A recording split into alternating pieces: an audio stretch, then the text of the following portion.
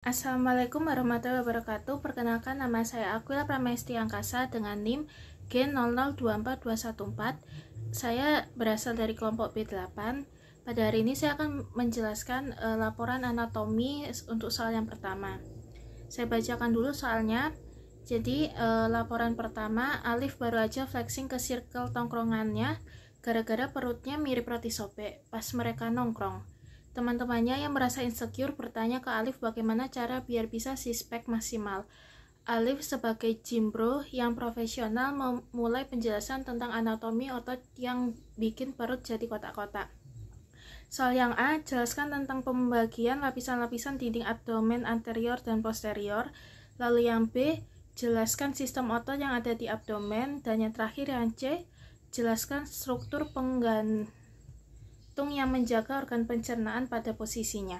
Untuk soal yang A, jelaskan tentang pembagian lapisan-lapisan dinding abdomen anterior dan posterior. Yang pertama dari anterior, itu sendiri ada yang pertama ada kulit. Kulit adalah lapisan paling luar dari dinding perut anterior yang melindungi tubuh dari faktor eksternal seperti infeksi dan kerusakan fisik.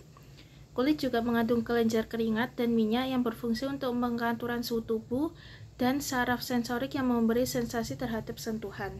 Untuk fungsinya sendiri itu untuk melindungi jaringan di bawahnya dan berperan dalam sensasi. Untuk komponen tersendiri itu ada epidermis dan dermis. Lalu ada jaringan subkutan. Lapisan lemak subkutan terletak di bawah kulit dan berfungsi sebagai cadangan energi dan pelindungan bagi organ-organ internal. Ketebalan lapisan lemak ini bervariasi antara individu dan berhubungan langsung dengan distribusi lemak tubuh. Fungsinya sendiri untuk menyimpan lemak dan memberikan isolasi serta bantalan. Komponennya itu ada dua. Yang pertama itu vesica semper, yaitu lapisan superficial yang kaya lemak. Lalu ada vesica scarpa, yaitu lapisan lebih dalam yang lebih berserat dan tipis. Lalu yang ketiga ada fascia superficial atau fascia thoracoabdominalis superficial, yaitu lapisan ini adalah jaringan ikat yang menghubungkan kulit dengan otot-otot pada dinding perut. Fascia superficial juga berfungsi untuk mendukung struktur dinding perut. Lalu ada otot dinding abdomen. Dinding perut anterior terdiri dari beberapa otot yang terorganisasi dalam lapisan. Yang pertama ada otot rectus abdominis, yaitu terletak di bagian tengah anterior perut. Otot ini memanjang dari tulang pubis hingga tulang dada. Berfungsi untuk membengkokkan tubuh ke depan dan membantu stabilisasi panggul. Lalu ada otot umbilicus externus abdominis, terletak di sisi luar lateral perut. Otot ini berfungsi untuk memutar dan membengkokkan tubuh ke samping. Lalu ada otot umbilicus internus abdominis, terletak di bawah otot umbilicus externus, juga berfungsi untuk memutar dan membengkokkan tubuh. Lalu yang terakhir ada otot transversus abdominis. Ini adalah lapisan terdalam dari otot perut yang berjalan horizontal dan berfungsi untuk menstabilkan dinding perut serta mendukung organ dalam.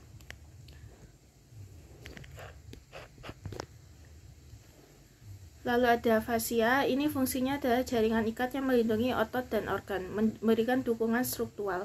Komponen terdiri dari fascia rectus anterior dan fascia transversalis yang melapisi bagian dalam cavum abdominis. Lalu yang kelima ada peritoneum, fungsinya untuk memisahkan rongga perut dari dinding perut. Komponennya itu ada dua. Yang pertama peritoneum parietal dan peritoneum visceral. Lalu untuk struktur pendukungnya itu ada linea alba sama selubung rectus anterior dan posterior. Lalu selanjutnya posterior, yaitu yang pertama kulit, berfungsi untuk melindungi jaringan di bawahnya dan berperan dalam sensasi. Lalu ada jaringan subkutan, fungsinya itu menyimpan lemak dan memberikan isolasi serta bantalan. Untuk fascianya itu ada fascia semper dan fascia scarpa. Lalu ada otot dinding abdomen, yaitu otot sios mayor, otot sios minor, otot liacus, otot quadratus, dan otot quadratus lumborum. Lalu ada fascianya. Fascianya itu berfungsi untuk jaringan ikat melindungi otot dan organ, memberikan dukungan struktur. Untuk komponennya ada fascia thoracolumbar, lalu ada fascia transversalis. Lalu yang kelima ada peritoneum, dan yang terakhir adalah struktur pendukungnya, yaitu ruang periotenal dan ligamen periotenal. Lalu untuk sel yang B, jelaskan sistem otot yang ada di abdomen. Yang pertama ada otot rectus abdominis, posisinya itu terletak di bagian depan perut, membentang dari tulang pubis hingga processus xiphoideus atau tulang dada. Lalu ada musculus obliquus externus abdominis, posisinya itu berada di sisi luar perut, terletak di atas otot umbilicus internus. Lalu ada musculus obliquus internus abdominis, yaitu terletak di bawah otot umbilicus externus dengan serabut otot yang berjalan ke arah yang berlawanan. Lalu yang keempat ada musculus transversus abdominis, posisi otot ini adalah lapisan terdalam di otot dinding perut berjalan horizontal. Lalu yang kelima ada otot piramida, otot kecil yang terletak di depan otot rectus abdominis, tidak selalu ada pada setiap individu. Lalu yang keenam otot psoas major dan iliacus, dan yang terakhir ada otot quadratus lumborum terletak di sisi belakang perut. Lalu yang C, jelaskan struktur penggantung yang menjaga organ pencernaan pada posisinya. Yang pertama ada mesenterium, ada lipatan jaringan peritoneum yang menghubungkan usus halus dengan dinding belakang perut. Fungsinya untuk menyokong dan menstabilkan posisi usus halus dan pergerakan usus selama proses pencernaan. Lalu yang kedua ada omentum, ada lipatan peritoneum yang memanjang dari lambung ke organ-organ lain di perut. Tipe omentum ada omentum mayor sama omentum minor. Lalu untuk ligamen adalah jaringan ikat yang menghubungkan organ-organ di perut satu sama lain atau dengan dinding perut. Contoh ligamennya itu ada ligamen falciform dan ligamen hepatoduodenal. Lalu yang keempat ada peritoneum, adalah selaput serosa yang melapisi rongga perut dan menutupi sebagian besar organ di dalamnya. Fungsinya untuk menyediakan lapisan pelindung bagi organ-organ pencernaan dan pergerakan organ-organ selama proses aktivitas tanpa akurasi.